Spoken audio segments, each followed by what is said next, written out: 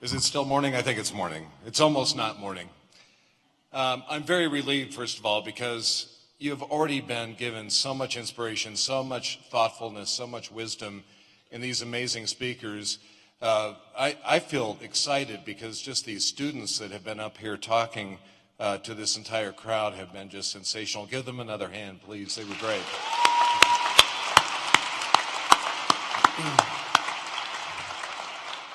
I'm also relieved because giving a graduation address can be daunting, and I've done it before, but never at my alma mater. I actually graduated in 1981 with a degree in classical antiquity. So, I know, I topped you, didn't I? You say environmental design, they say, what's that? And I say classical antiquity, and they go, oh, what's that? It was an amazing degree and wonderful professors, and I learned so much, and I was inspired so much. I had terrific experiences here. I remember being right about back there for a concert probably in 1979. Not the kind of concert you would probably pick back in the 70s. It was, I think, the Denver Symphony, and it was being conducted by Aaron Copland, who is one of America's greatest composers. And he was quite old at the time and tall, so I felt encouraged by that alone. And he came bounding down the aisle and jumped up here, and he kicked it off with Fanfare for the Common Man. And if you've never heard that before, you really need to listen to it. You need to kind of save it up on whatever device you have music on now and play it whenever you need a little bit of inspiration, a little bit of a kick so that you can go that extra mile that you just heard about. Remarkable, remarkable talent that really changed the world of music in the 20th century in America. And I think about all those people that have changed the world, and you're in a campus filled with people that have walked down halls and been in lecture halls and auditoriums and squares, and they've changed the world even at the Sink up on the hill when they sang about the war back in the 60s. This is a place of great history. And I look out and I think, you know, there are some things about graduation that put into sharp focus the reasons why I really do believe that this group of people will change the world. You have chosen to study something that is integrated. The environmental design program is different from most any other pursuit I can think of because it brings together everything you're going to need in order to forge a new vision for humanity. And that is powerful. It's not just science and technology and engineering and math. It's history and art and aesthetics.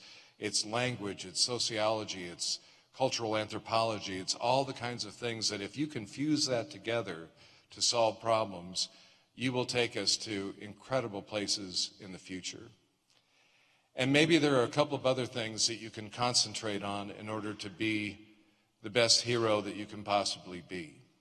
I heard it said many years ago that everyone is a hero to someone else. There's at least one person out there who wants to be exactly like you. And when you realize that, you take that on as a responsibility. Sometimes heroes don't perform very well. They don't lead us to very good places. But if you know that people are counting on you, you can actually take us to some great spaces. You're surrounded by your own heroes, people that have sacrificed and contributed and counseled and helped in every way they could so that you could be here today. I know that out in that audience somewhere there's a grandmother or an aunt who got terrific grades in high school, maybe graduated valedictorian, but at the time women going to college just wasn't done and was denied that opportunity. Somewhere out there there's a grandfather or an uncle or a dad who had no expectation in his family that college was an option, had no real financial ability to make college an option, is smart as a whip, reads all the time, is wiser than most anyone you've ever met, didn't have this shot.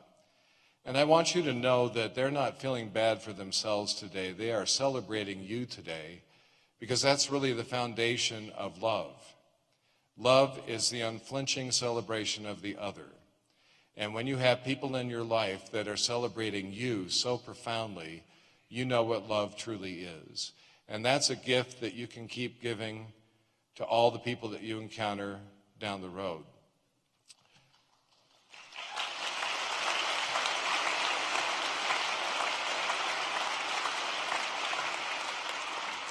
So the ability to love and have passion for something that you care about more than you do yourself is going to be the hallmark of your work. A lot of people, when you ask them, what are you excited about these days? I talk to a lot of students, and I've talked to high school students in particular, but even some near graduates in college, and I say, what is it about what you've studied that you're really pumped about? And oftentimes this is what I hear. I don't know. Have you ever heard that? Have you ever said that? I know. For that grandmother, that uncle, that parent, if they hear that from you, oh, that hurts. That is just a cruel bit of punishment for them. What they want to see is that fire in your eyes that I've been listening to with these students who have spoken so far, and I'm sure all of you, because you've chosen something so unique in order to take on the world's problems. When you start talking passionately about something you've learned or done, or somebody you met, or a mentor who meant the world to you, that livens them up. It really honors the love that you've been shown. But we don't live in a perfect world. We live in a polarized world, an angry world. All you have to do is commute in a car. That's why I admire Kevin so much. He never does that. He's in a bus or a bicycle, which I would imagine is mostly a better experience. But driving in a car, like I do every day, 45 minutes each way to work, can be really frustrating. You're listening to the news and you hear all the anger. You see people cutting you off and driving so aggressively. And it's really hard not to start getting in that cycle of aggression and anger and blame and wrath and polarization. And so here's the second thing. Along with love, I think the thing you really need to learn, that we all need to learn, is forgiveness. I've managed people for over 30 years, now a crew of about 250 staff and 2,200 volunteers and 40,000 members that all look upon our institution as something that they value. And from time to time, somebody's really mad. They send you a letter, they make a phone call, they make threats. There's something really, really upsetting them. And over time, I have learned that if you stop and try and figure out where that person is coming from, why did that person just cut me off? Well, maybe they're on the way to the hospital, or maybe they just got some bad news, or maybe right now in their life, they're just kind of a jerk. And that's pretty painful if you think about it, to lead a life like that, where you're angry all the time. So if you forgive them in your own mind, you don't take on that anger and pass it on. You actually stop it in its tracks, and you can move forward in a different space. A lot of times you walk into a room, you have a meeting, and somebody's really intense with you, and it doesn't make any sense, and that's because it's about something else. It's not about what you think it is. And it's because they've already rehearsed a conversation with you for the last 3 days. Have you ever done that? You have a big meeting coming up, you're really kind of mad about something, you're really going to let them have it. You're rehearsing every single line, every nuance, every facial expression, how you're going to approach them. You rehearse it over and over again. Well, when you're rehearsing it, they're there in your mind, and they're responding to you. And most of the time, they're not doing a very good job because you're beating them, you're winning, you're really getting it through. I've walked into countless meetings where somebody starts talking to me as though we've already been talking for the last hour, and I realize I didn't do a very good job in their imaginary discussion. And they're really mad at me about it. And I'm going to have to figure out how to reconcile this situation. And I forgive them for the fact that they put me in that position right away in my own mind, and we can actually move forward and do something better. So love and forgiveness, they're old concepts, but they're going to serve you well. The third one is something I learned from one of my great mentors, a history professor at my high school. And he's one of those people, and I'm sure you had them with this entire faculty, that challenged you as a peer. I'm in high school, I'm learning about history, and I have theories, and I'm going up to him, arguing with him. He's arguing back with me. He's not patronizing. He's not treating me like a kid. He's looking me eye to eye. Actually, I was a little bit taller than he was at the time, so that might have had something to do with it. But he was outstanding. And he's the reason I came to CU. He's the reason I studied history and eventually specialized in classical antiquity. He's the reason. And the most profound thing he ever said to me is real simple.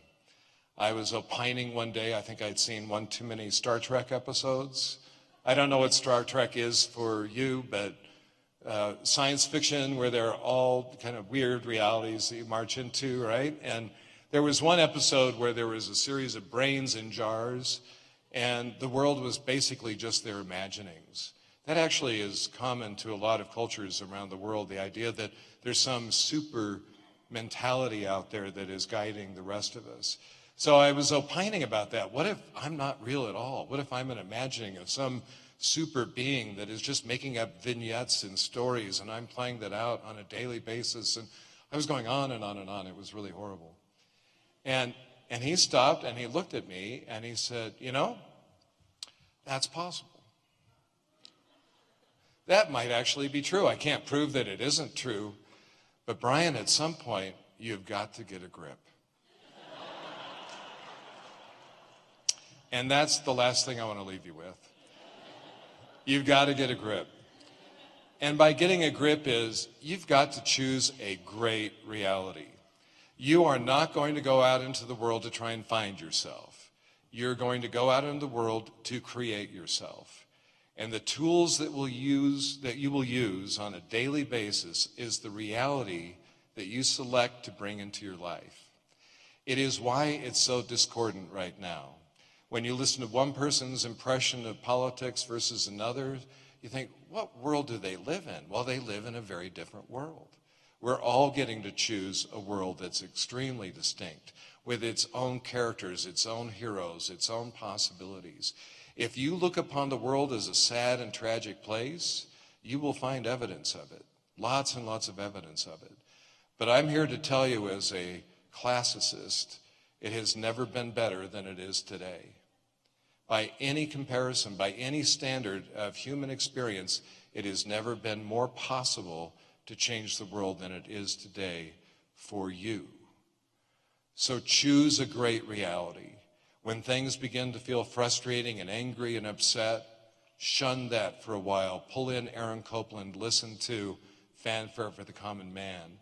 Think a little bit differently about possibilities, and then change the world. Thank you.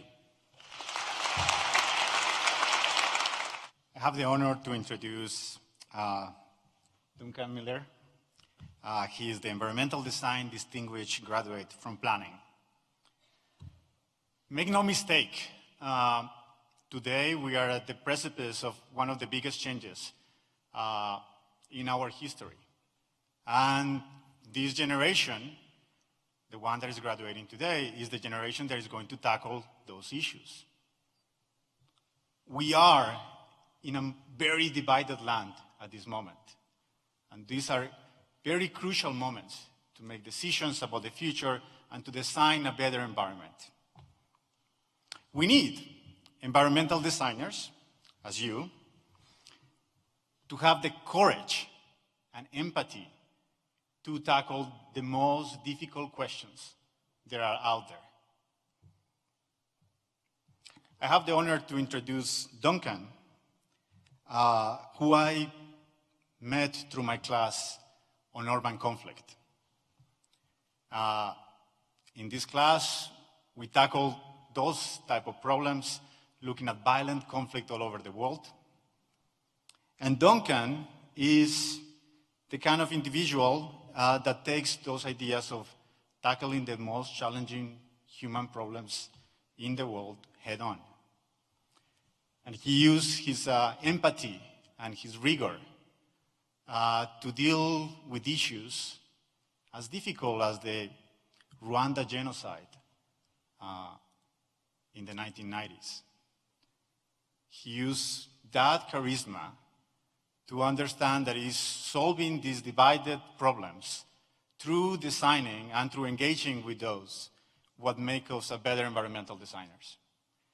So I'm really proud to introduce him, an incredible human being and somebody who really represents the kind of students that we want to graduate, the kind of person that is going to change the world for the better.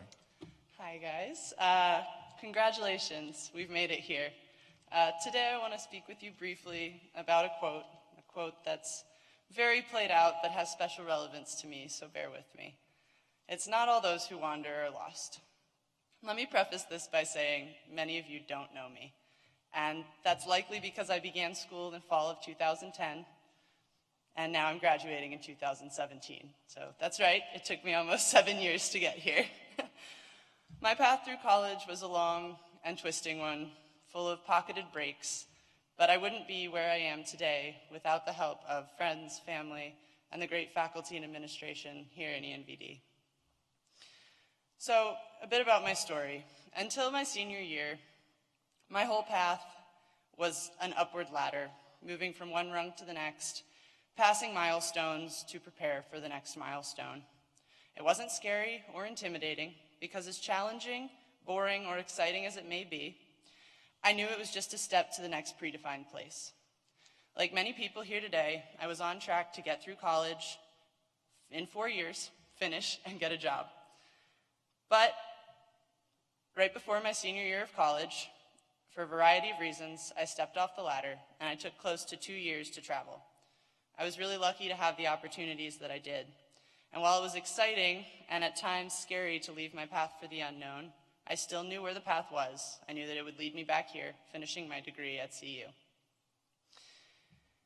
It was during these years that I learned that where I ended up was not nearly as important as how I got there.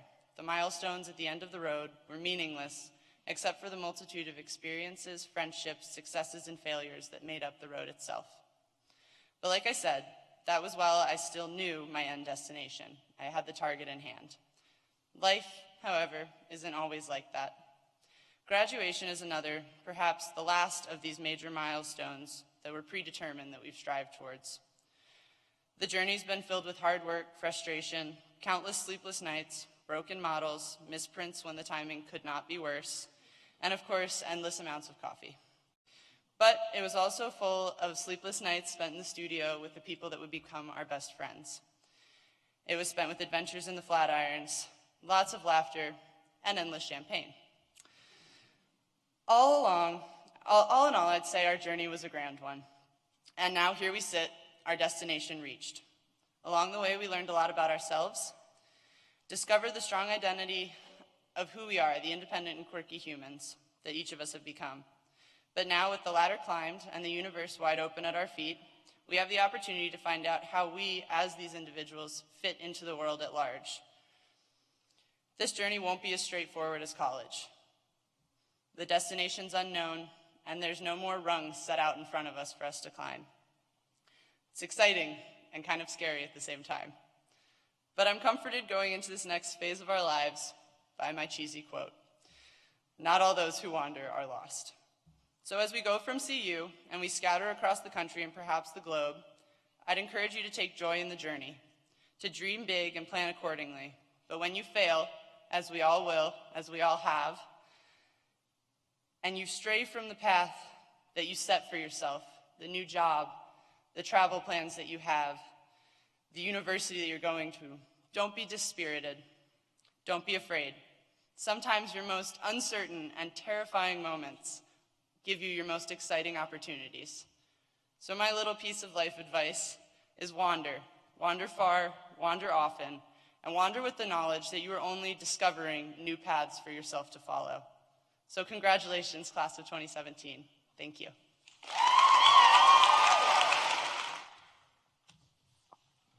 Hello, everyone. First, I just want to start with a few much-needed thank yous. Of course, to my parents and my grandmother for always supporting my creative endeavors. Also, to all the impactful teachers who have encouraged and guided me and my classmates. To Kim Drennan, John Lanterman, and Scott Carmen for sparking and then fostering my love for landscape architecture. It has meant so much to me. To Jade for all the power tools I got to operate and the resulting self-confidence. To Ping Shu for being the best boss and mentor I could have hoped for. And to Nate, whose caring for each individual student is just absolutely awe-inspiring. I also want to thank my peers. You guys, your success and passion has been so motivational to me, and especially to my fellow landscape architecture students. I feel very, very lucky to have had such a tight-knit group of plant-loving marker snickers, snuff as yourselves. You guys made me smile every single day. Thank you. The community that we have in environmental design is just absolutely undeniable. Though in uncertain times such as these, the world really needs what we have to offer. Yes, we're graduating with a nifty set of computer and design skills, but I think more important than that, we are graduating with critical and creative thinking, an insightful understanding of the world around us, and an unbelievably talented class of peers. Our power as a group of hardworking, all-nighter pulling, bee-loving, coffee-chugging, X-Acto-wielding, Alberti quoting, forever bonded people, this power is indisputable and honestly unstoppable. It's not necessarily going to be easy. I'm definitely uncertain about the future. There are a lot of really big changes ahead. New cities and schools, friends and careers, and a whole different set of expectations that rest on our shoulders. We aren't just participating in academic exercises anymore. Our impact can become so much more tangible. We can start affecting the change that we want to see. In this pursuit, our education has given us something really incredibly important. We have developed a different way of looking at everything, our unique design-tinted glasses. The problems that we see are design problems, and with this set of skills we have gained, we can better the world in a terrifyingly substantial way. It's a big responsibility, but an even bigger opportunity, and I'm pretty sure that we're better prepared for it than we might think. Gathered here today is a group of talented, creative, and idealistic designers who've humbled and inspired me every single day. I am so excited to see what we can accomplish. It has truly been an honor knowing all of you. Thank you. You know, I wrote this speech the other day. I was walking home from ENVD at 3 in the morning. And yeah, after a long night finishing last project, and it was raining, and my mind just started to wander, and I thought that was a perfect testament to everything ENVD does. It's sometimes your best inspiration can come at 3:30 in the morning when you're really tired and all you want to do is go home and sleep. So what is environmental design? When I tell people what my major is, usually the first thing that people comes out of their mouth is, what is environmental design? It's a question that I, and I'm sure most of us graduates, are all too familiar with receiving. Is it like engineering? No, not really. We don't really do any math. Do you learn about solar power and like renewable energy? Well, kind of, like a little bit, but that's not everything. You're getting closer. Oh, so it's just like environmental science. Then I sigh and just say I'm studying city planning, and then I'll usually get another confused look, and they'll ask, oh, what is that? At this point, I give up trying to explain and either mumble something about zoning or say I'm basically in architecture school and call it good. We're all obviously graduating right now, so we've all figured out what environmental design is. But it wasn't that long ago before any of us knew what we were getting into when we had to answer that question ourselves.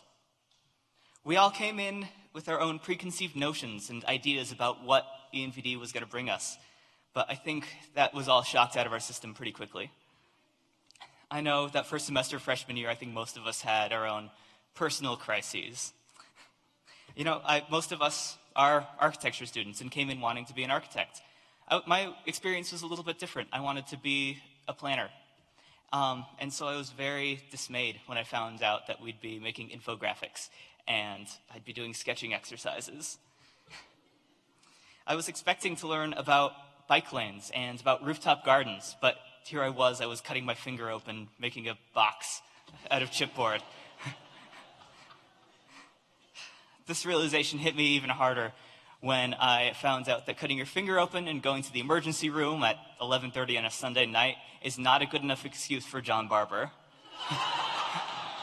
Though he did applaud me for not getting any blood on my box, so that was... I've always been a quieter person. I've been introspective, kind of lost in thought. Frankly, a little bit awkward to talk to, especially if you haven't met me. These past 4 years, I've a lot of the times kept to myself and done my own thing. And there's honestly a lot of you out there that I haven't gotten the chance to talk to a whole lot. But then there's people like Hannah, who's one of my closest friends, who there's not a lot of you out there who haven't gotten a chance to talk to her a whole lot. You know, I'm not very good at sketching, but there's so many of you out there who are truly amazing. I'm pretty good at InDesign, but I know most of you would much rather stick to Photoshop and Illustrator. But that's exactly what environmental design is. It's everyone brings their own strengths and brings their own talents. It's this weird conglomeration of artists and engineers and writers and computer programmers and activists. But we're all so dedicated to our craft, to what we want to do. For every project that we don't really care for, that we end up bleeding on, there's another project that we're really passionate about, that we are more than happy to bleed on and put our energy into. ENVD unites all of these crazy, hardworking people who believe that they can change the world, and I'm so glad to have been a part of it. Thank you. So I know that not everyone here knows what lies ahead.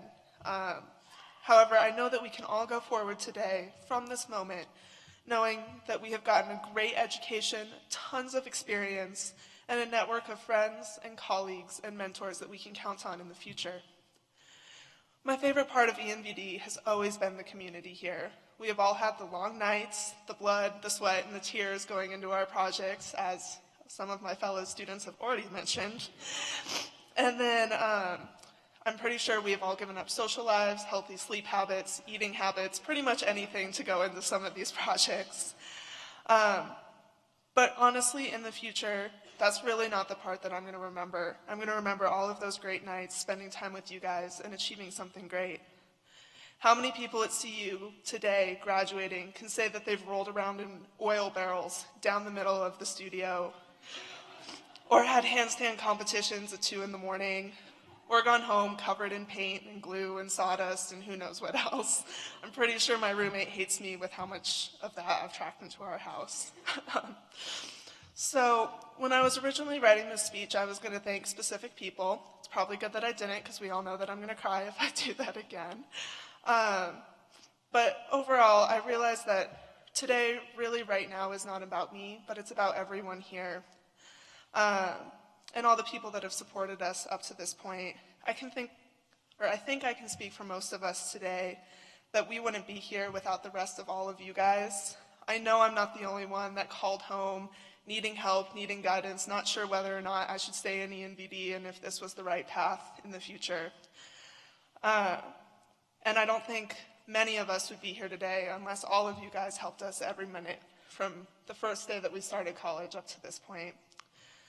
To all of the wonderful ENVD staff in this room, you have become my family, and while not everyone else has had that chance, you have made sure that we have taken all of the right classes, had the right opportunities, and gotten the most out of our last 4 years so that we could actually be here graduating today.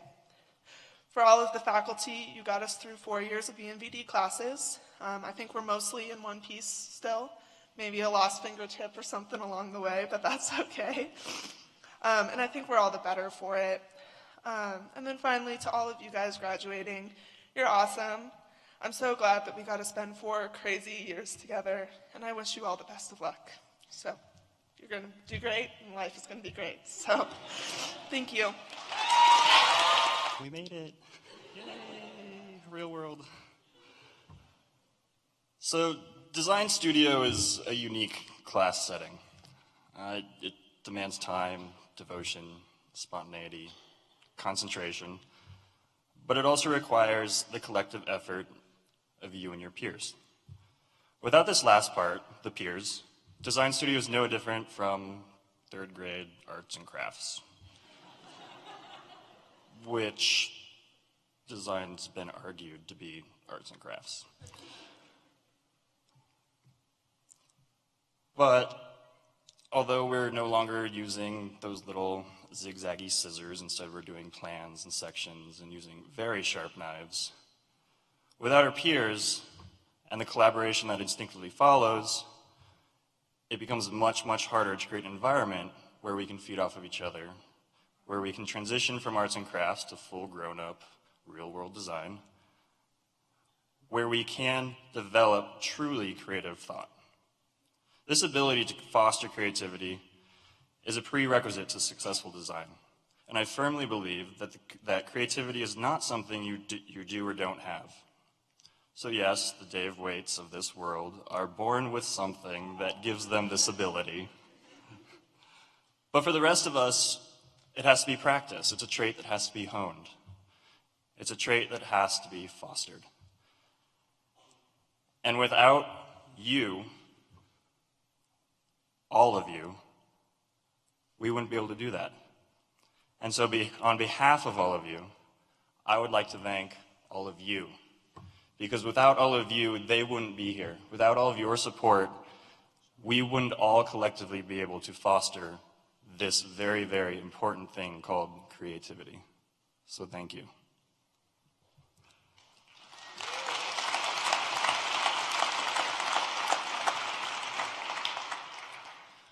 I'm pretty sure I would not hear the end of it if I didn't thank two people particularly, the two most patient parents in the entire planet. Thank you.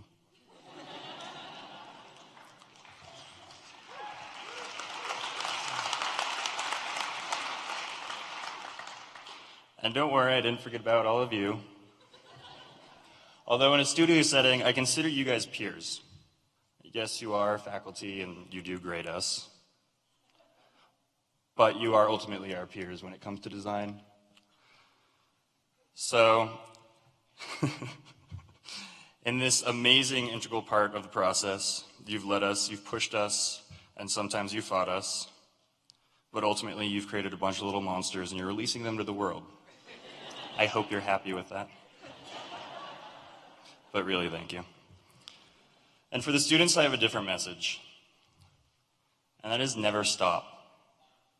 There's a quote I came across from Tinker Hatfield. Most of you probably know him from the Netflix show Abstracted. He, sadly, did not design hats or fields, but designed shoes for Nike. He said, when you sit down to design something, it can be anything. A car, a toaster, a house, a tall building, or even a shoe. What you draw or what you design is really a culmination of everything you've seen and done in your life previous to that point. So with that, I say, never stop. Don't stop learning, don't stop exploring, don't stop experiencing. The phenomenological experiences we retain affect everything we do and ultimately everything that we're going to design in the future. But I'm not even going to stop there. I'm going to tell you to go one step further. I challenge you to push yourself beyond what you think you're capable of and go that extra mile. Creativity is defined as the use of the imagination or original ideas, especially in production of an artistic work. It's synonymous with inventiveness, innovation, imagination.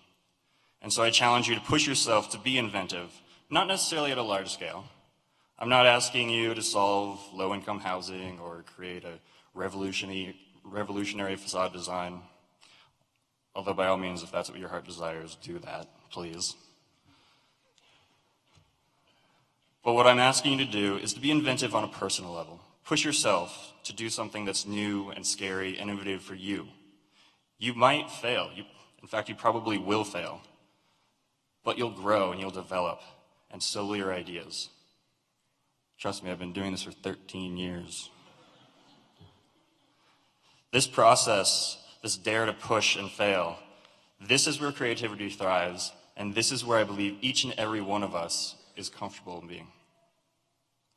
So whether you're designing a steel and concrete box or new graphic designs, if you're designing a new stretch of pavement, a revolutionary product, or even a strip of grass, I challenge you, all of you, to never stop pushing, never stop failing, so that you can get up and try again. Thank you for this ride.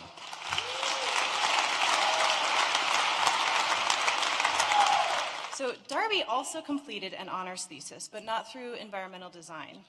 Her other major of history is where she got it, and she is graduating summa cum laude for her work titled Labor of Love, Prostitutes and Civic Engagement in Leadville, Colorado, 1870 to 1915. Did I get it right? Okay.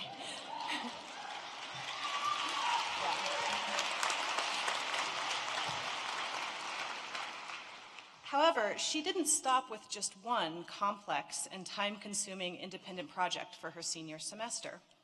She did two others. She also designed a new gift shop for the Archaeology Museum on campus for her Design Studies capstone project. And she worked with me on an independent study to provide schematic designs for a new space for a local nonprofit. That's 3 complex independent study projects in one semester. And I assume that her first agenda item once she graduates is to get a full night's sleep, because I don't think that's happened in a while. In addition to her work ethic, which is demonstrated by these projects, what strikes me most about Darby is her humbleness, which I have seen manifest in many ways, but 2 in particular. First, she listens well. According to the staff at the nonprofit where she made the schematic design for, Darby's design fulfilled every need, even ones they didn't really know that they had. She did this just by asking questions and listening carefully to their answers. Second, she admits her mistakes. She owns up to them and asks how can she fix them. And she doesn't make a lot of mistakes, but when she does, she wants to fix it right away. Combined with her openness to new ideas, her intelligence, and her general good cheer, these twin qualities of listening well and taking every opportunity to improve means that she is the kind of student that we all love to teach, the kind of graduate that ENVD is very proud of, the kind of human that I am happy to know, and the kind of designer that I want creating the future. Darby Simmons. I'm pleased to introduce Mackenzie Taylor, who is the 2017 ENVD Distinguished Landscape Architecture Studies student. Mackenzie was a senior in the senior landscape studio with me last fall that I was very fortunate to teach. In the studio environment, which is really a foundational piece of ENVD, it's unsurpassed in really allowing students and faculty to get to know each other, and that's when I really got to know Mackenzie. Students are encouraged to work together, push each other, and offer critiques to elevate their classmates' work. And in this setting, Mackenzie really excelled. And that just speaks to who she really is. She has an excellent design sense along with stellar graphic skills. She's also very smart and has a passion for making the world a better place. And I'm very happy to say that really describes a lot of our students. They really have that fire in them to make the world a better place. But what really makes Mackenzie stand out to me is she's caring, but even more importantly, she's very curious. She asks questions, she explores countless solutions before she's satisfied, she listens, absorbs, and responds with thoughtful ideas. In many ways, she exemplifies the best of ENVD and is a great model for other students. She elevates the students around her and also elevates the program in environmental design. Congratulations, Mackenzie. You have a great future ahead of you. To you and all your fellow graduates, stay curious.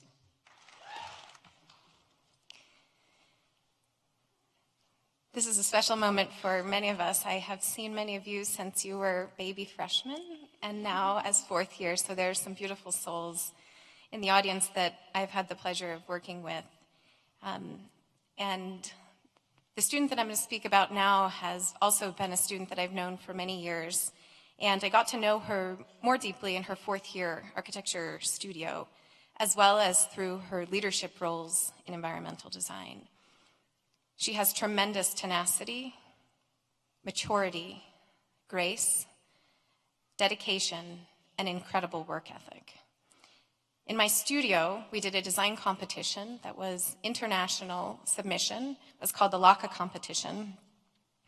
And in that experience, I got to see her talents and focus.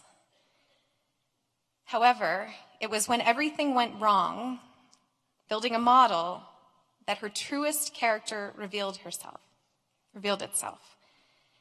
Instead of giving up when the curve on the model fractured, or the 3D printer stopped mid-print after 7 hours, she refocused. Working with her teammate against the clock, they found alternative solutions. Together they pushed through and produced excellent work. There were 240 submissions over 40 countries, and their project was awarded in the top 30 in this international design competition. Grace is easy when all goes smoothly, but challenging when faced with adversity. This young woman is not only a talented, passionate designer, but a leader who has contributed countless hours in her leadership roles in environmental design. I have been fortunate to know her, and we've been fortunate to have her energy and contribution to environmental design over the years. I will personally be sad to see her go, but I know that she has the perseverance, the gifts, the skills in the jobs that she pursues in the future.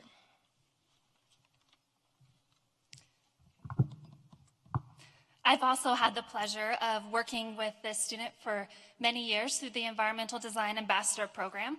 The Ambassador Program is one of the top student leadership positions within environmental design. It is highly competitive, and students in these positions aim to help prospective students explore the program and find a home within environmental design. The student being honored here today has been an exceptional leader and high-achieving student. She was not only selected to be a part of the very first ambassador group, but she also served as the lead ambassador for 2 years. Through this role, she has proven to be a strong and determined leader.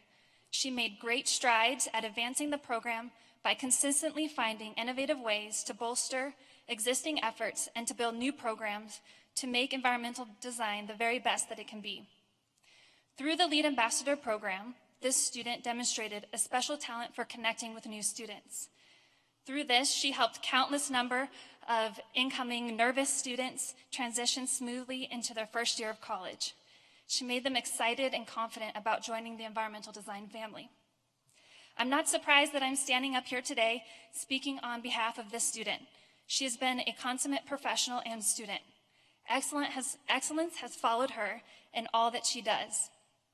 It's not because she's lucky or because she's had it easy. It's because she is hardworking, diligent, and refuses to be anything but the best. She has taught me that determination and the pursuit of excellence enables you to be your very best self. I'm very fortunate to have worked with her, and I know myself and the program are going to miss her dearly. I'm absolutely honored to present our 2017 Outstanding Graduate, Kira Traxler. Hey guys. First of all, congratulations. You earned it. It's with great pleasure and honor that I'm welcoming our next speaker. He's the Student Choice Award. That means you guys voted for him. I have nothing to do with it. His name is Andrew Landis, and we simply call him Drew or Le Drew.